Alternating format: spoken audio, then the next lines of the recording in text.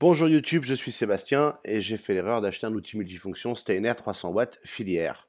Donc au déballage, la boîte présente bien, c'est un outil pas cher évidemment, c'est le moins cher qu'on trouve dans les grandes surfaces, alors il s'appelle Steiner dans celle-là, il a d'autres noms ailleurs, c'est pas vraiment le sujet.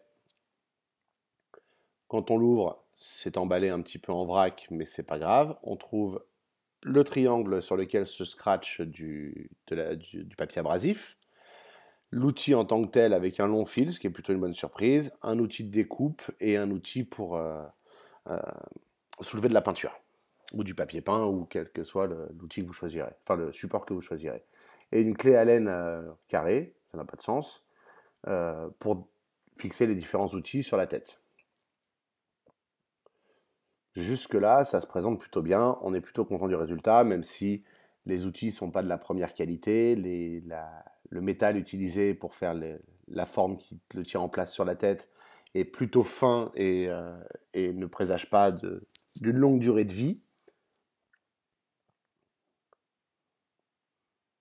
C'est tenu par une clé Allen avec un embout de l'autre côté pour le tenir plaqué, ce qui est plutôt une bonne chose puisque ça permettra de le maintenir un petit peu et d'éviter que justement la tôle utilisée se déforme trop vite.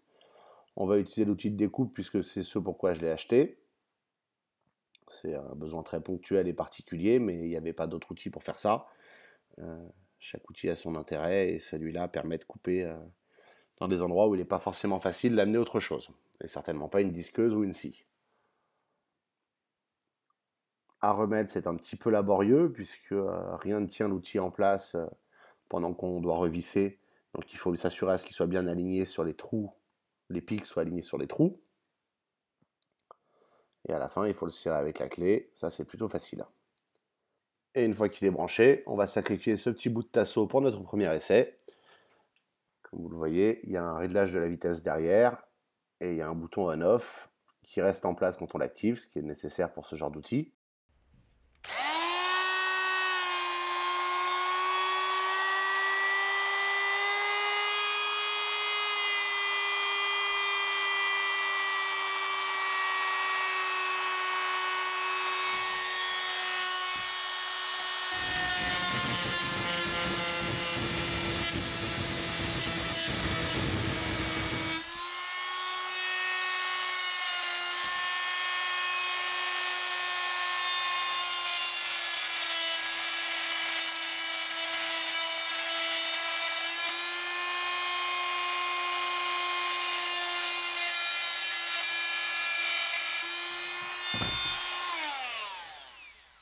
Comme vous pouvez le voir, dans du bois tendre, ça coupe parfaitement bien, droit, et ça fait une découpe précise, ce qui est plutôt une bonne chose, puisque c'est l'objectif de cet outil.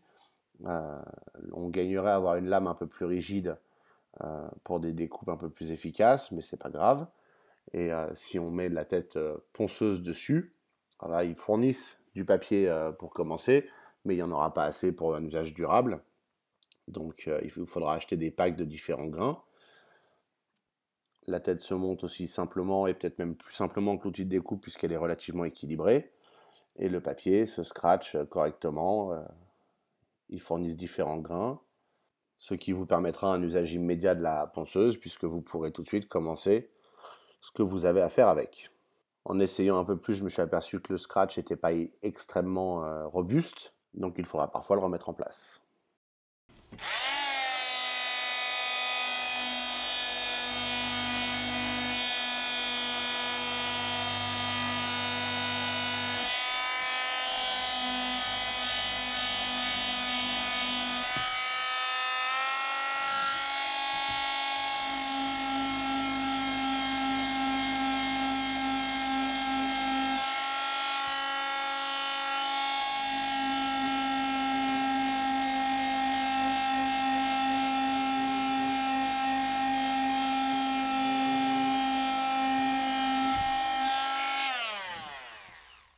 Techniquement, c'est pas fait pour faire ce que j'ai fait, mais comme vous pouvez le voir, ça a bouffé le papier. L'objectif de cet outil, c'est généralement de poncer dans les coins. Et donc, j'ai pas de coin précisément à poncer. Ce que je voulais, c'est un outil de découpe, mais comme je vous le présente, j'essaie de le faire un peu plus varié. Je vous rassure, j'ai rien non plus à décoller, donc j'ai pas utilisé le troisième outil. Le résultat, vous pouvez voir, c'est que ça ponce doucement. C'est pas une ponceuse de haute performance.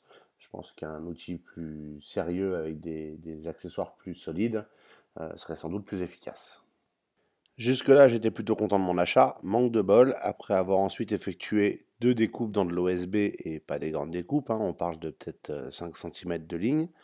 On voit que la tête maintenant pivote complètement.